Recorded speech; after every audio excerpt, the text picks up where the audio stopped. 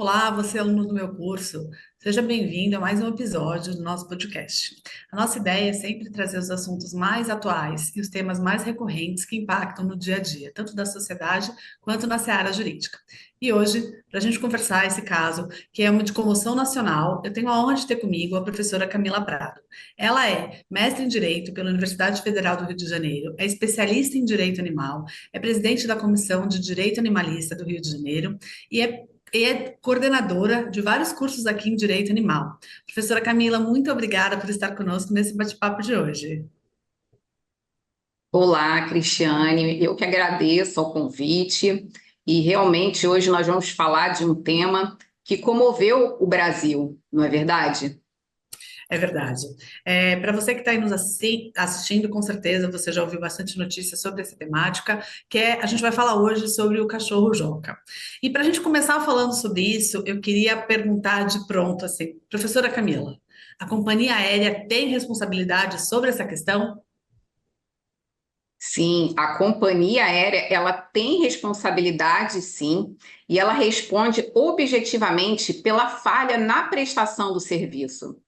Desde o momento em que o consumidor tutor ele adquiriu a sua passagem aérea, a partir dali se estabeleceu uma relação jurídica com a companhia aérea, que tem o dever de cuidado, deveria ter tido o dever de cuidado no transporte desse animal, desde o momento da entrada do animal no avião até o seu término da viagem. E a gente viu que não foi muito satisfatória essa prestação do serviço, não foi um serviço eficiente oferecido ao consumidor tutor. E não observou o dever de cuidado, a segurança com esse animal. A gente vê claramente que houve uma falha na prestação do serviço.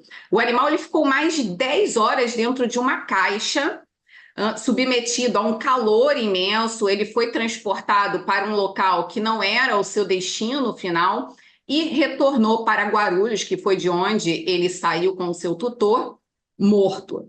Então, houve sim uma falha na prestação do serviço, uma inobservância nesse dever de cuidado, uma ineficiência, a gente percebe um despreparo total das pessoas que ali atuaram, e é claro que não só responde civilmente, mas pode responder administrativamente também. Diversos órgãos administrativos estão apurando essa infração administrativa que, se constatada, a companhia aérea também irá responder. E há uma controvérsia em relação à responsabilização penal. Por quê? Só existe responsabilização penal da pessoa jurídica se houver um dano ambiental. E muitos especialistas defendem que, nesse caso, não houve um dano ambiental, então não se configuraria aí uma responsabilidade, um crime, um dano ambiental. Mas nós, advogados animalistas, defendemos sim que há uma responsabilização, que ela deve ser responsabilizada, a empresa aérea deve ser responsabilizada criminalmente, porque, como garantidora da prestação de um serviço eficiente, ela deveria ter observado esse dever de cuidado, segurança e vigilância. E não houve esse dever, esse olhar para houve uma omissão da companhia aérea em relação a esse dever de cuidado, segurança e vigilância na prestação desse serviço. Mas é claro que precisamos apurar os fatos e os fatos estão sendo investigados pelas autoridades competentes. Que bacana. Só para a gente situar aí o nosso aluno, então, o cachorro Joca, ele ia, na verdade, o destino final, ele sairia de São Paulo, ia para o Mato Grosso, para Sinop, e ele acabou erroneamente seu destino final foi Fortaleza. Ao fazer o embarque de volta, ao retorno dele, ele ficou mais de 10 horas no local, né, onde ficam cargas, e sequer deram água para ele, e é disso que a gente está falando aqui, só para fazer um resumo do que aconteceu. Professora Camila, eu queria aproveitar o que a senhora me falou a respeito da possibilidade de responsabilização penal. Então, existe uma possibilidade da empresa aérea ser responsabilizada criminalmente por conta desse descuido, porque a gente está transportando carga viva?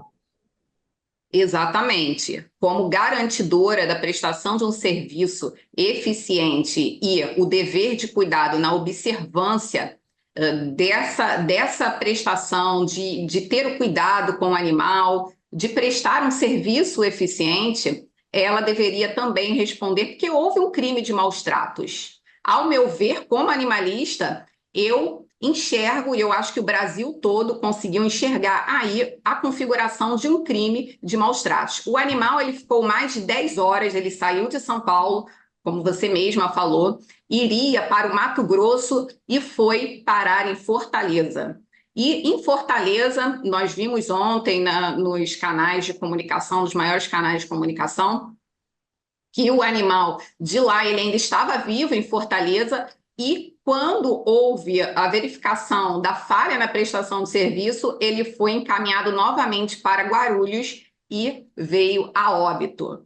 E segundo veterinários, a veterinária que foi chamada ao local, provavelmente esse animal ele sofreu uma hipertemia, né? Hipertemia. Então, por causa do calor excessivo, esse animal ele veio a óbito. Então a gente percebe que existe sim uma falha na prestação do serviço, porque as companhias aéreas elas precisam se adequar a essa nova realidade social. Nós não estamos falando de uma mala, de uma bagagem, e o animal ele foi tratado como uma bagagem. Ele foi encaminhado para um bagageiro e ali não houve um acompanhamento de uma pessoa física, a verificação de água, de comida. Provavelmente ele deve ter ficado sem água, sem comida e não aguentou aquele calor intenso.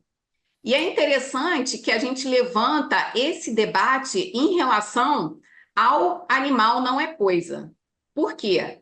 Hoje, o nosso Código Civil, ele trata o animal, ele traz a natureza jurídica do animal como um bem móvel semovente, logo, coisa. E é assim que ele é tratado pelas empresas aéreas. Normalmente, as decisões judiciais, elas apenas responsabilizam as empresas aéreas pela responsabilização civil. Então, cabe um dano moral, um dano material com base no nosso Código Civil, tratando, infelizmente, o animal como coisa. Muitas das vezes as companhias aéreas exigem a nota fiscal da compra do animal. E diante dessa nova realidade social, a gente não pode mais tratar o animal como coisa. É preciso uma interpretação civil constitucional do artigo 82 a tratar o animal como um ser senciente. É um ser vivo, ele sente, ele sofre, ele tem sentimentos. E tanto que a sociedade já mudou que nós vimos essa comoção social. Todo o Brasil protestando ontem foi um dia de protesto, vários ativistas, enfim, pessoas que se mobilizaram para cobrar das empresas aéreas uma regulamentação em relação ao embarque do animal no avião. Por quê? Recentemente, em 2023, nós tivemos a aprovação de uma portaria, a portaria 12.307, que ela veio definir o conceito de animal doméstico, de animal de apoio emocional, que é aquele animal de companhia que ele acompanha, né, o seu tutor, principalmente ajuda o tutor em relação às condições de saúde mental, emocional, enfim. Então, aquele tutor ele só embarca no avião se ele tiver acompanhado do seu animalzinho, senão ele não consegue embarcar. E os animais domésticos, que são animais de companhia. Só que essa portaria, ela deixa a escolha, né, da oferta do serviço de embarque de animais na companhia aérea. Se ela quiser oferecer, ela oferece. Se ela não tiver interesse em oferecer, ela não é obrigada. Então, não existe uma obrigatoriedade para que esse animal ele tenha o direito de embarcar no avião. Então, hoje, a Gol ela suspendeu, por conta do ocorrido, o embarque do animal por 30 dias. E se as companhias aéreas também resolverem não mais transportar os animais? Sim. Então, é preciso e se faz urgente a necessidade de uma regulamentação, não que diga, deixa a mera liberalidade das companhias aéreas oferecerem ou não o serviço, mas sim a obrigatoriedade do oferecimento desse serviço. Porque hoje nós temos mais cães e gatos do que filhos nas famílias brasileiras. E se você vai viajar, você vai se mudar para um outro país, por exemplo, e eu já tive muitos casos dessa forma em que tutores estavam se mudando para outros países e estavam preocupados em levar o animal, muitas das vezes porque a companhia aérea não permite o embarque desse animal dependendo do peso e do tamanho, porque cada companhia aérea estabelece a sua regra. Então, se o animal ele ultrapassa o peso ou o tamanho dentro da regra daquela determinada companhia, ele não vai poder embarcar. E você, que é tutora daquele animal, e hoje a gente fala de família multiespécie, que é aquela família formada pelo humano, nós e os não humanos, que são os animais, como você vai se mudar sem o seu animal de estimação? Com certeza. Então, é uma problemática que passa a existir nesse momento.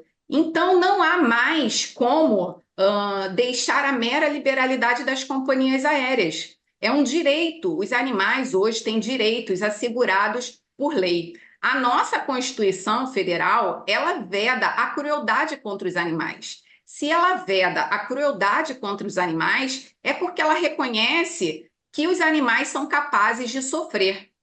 E se eles são capazes de sofrer, é porque eles são sencientes. E essa é uma interpretação que a gente pode fazer da nossa Constituição.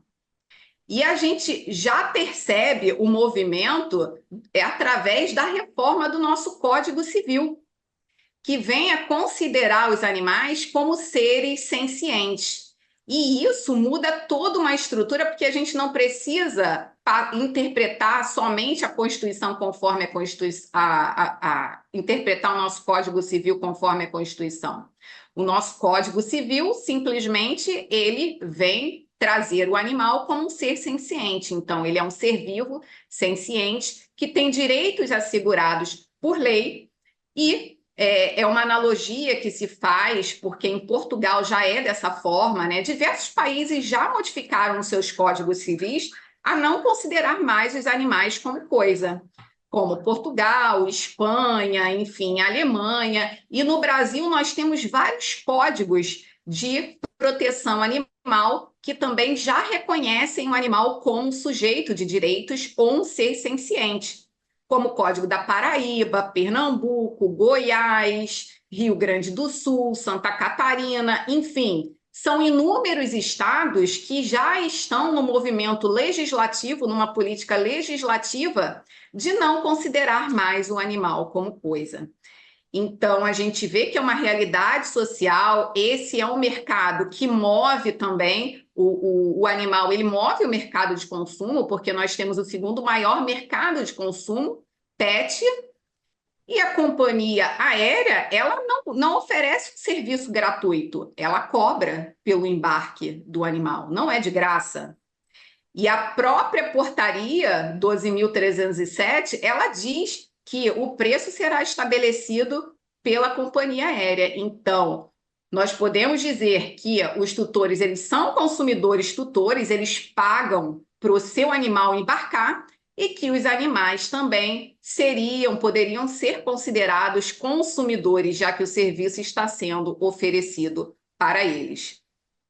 É bem bacana as colocações que a senhora trouxe. A gente tem, inclusive, no meu curso aqui, na linha de nossos cursos de prática e extensão, a gente tem um curso de família multiespécie.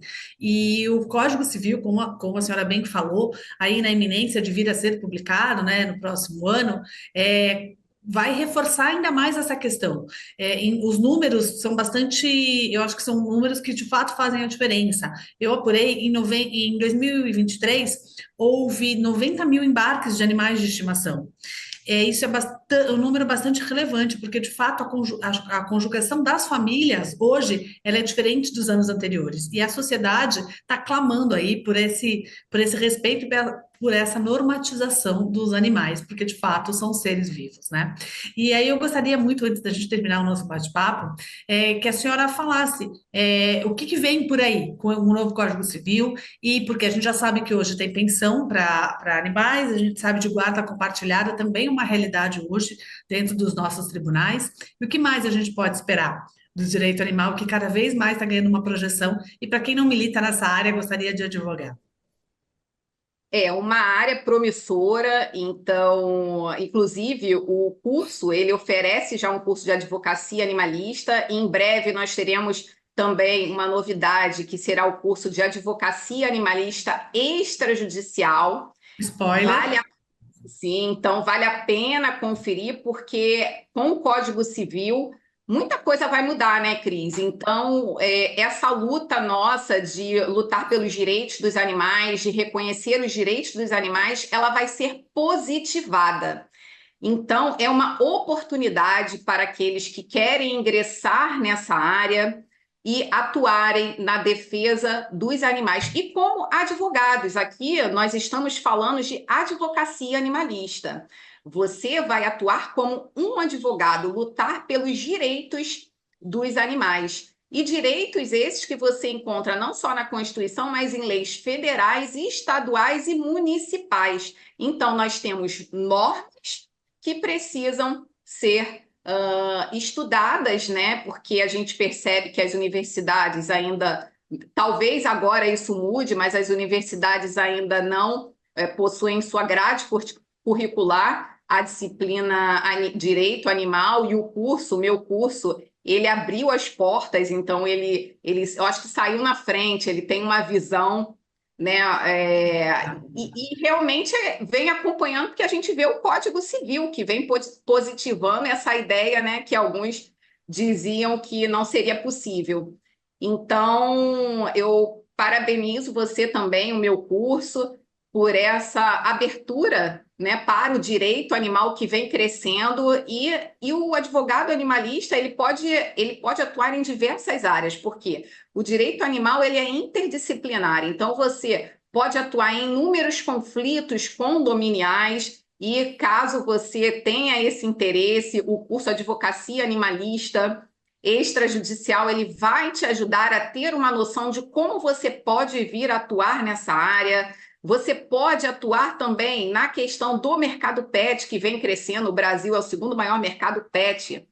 Em relação à família multiespécie, a família multiespécie cada vez mais busca uma mão de obra especializada, um advogado especializado na área, em razão dos inúmeros conflitos por conta de divórcios. O número de divórcios aumenta, e com isso, com quem vai ficar a guarda do animal? Então, falar em guarda compartilhada, em pensão para os animais. Inclusive, o animal ele pode ser autor de ações judiciais, como o Tribunal de Justiça do Paraná já reconheceu o animal como autor de ação judicial. Então, a gente percebe inúmeras formas de atuação do advogado animalista na área criminal também, em razão dos maus tratos cometidos. Vale a pena conhecer um pouco do curso Advocacia Animalista Extrajudicial. Eu acho que está aí feito o convite. É mais do que a gente falar desse caso muito triste, a gente tem que entender que essas normas precisam ser positivadas, né? A gente precisa de normatização de todas essas questões, e como a professora falou, o direito animal está ganhando bastante espaço, ainda mais agora vai ser reforçado por essa questão no próprio Código Civil, e é uma oportunidade gigante. E fica aqui o convite, reforçando o convite da professora Camila. A gente já tem um curso de direito animal, que é super bacana, e está saindo do forno no curso de advocacia animalista extrajudicial, com esses grandes expoentes, não só a professora Camila, ela coordena, ela que encabeça toda essa construção desse curso, mas a gente tem outros professores também que militam nessa área, e é uma oportunidade gigante para você que está aí também, independente de apenas gostar de animal, de ter um pet, mas de advogar nessa área, que é uma área que tem bastante expansão. Professora Camila, é sempre uma honra ouvi-la. independente, mais uma vez, na verdade, reforçando aqui o ser humano, porque a gente está falando disso, a gente está falando de humanização, e os seres vivos, né? Eles precisam de relevância, precisam sempre de um respaldo jurídico, e esse é o nosso caminhar para uma sociedade mais justa e muito mais humana, né? Que eu acho que esse é o nosso objetivo aqui na Terra, né? Com certeza. Muito obrigada pelo convite, Cristiane. Eu espero que seja feita justiça e que a companhia aérea seja responsabilizada pela falta de cuidado e inobservância do seu dever de cuidado. Houve uma omissão, sim, em relação ao cuidado com Joca. E para que isso não aconteça mais, porque não é o primeiro caso, nós precisamos de uma regulamentação no sentido de obrigar as companhias aéreas a aceitarem os animais, aceitarem não, de oferecerem esse serviço para os animais, que são seres vivos e sencientes. Muito obrigada e até o nosso próximo bate-papo. Até a próxima.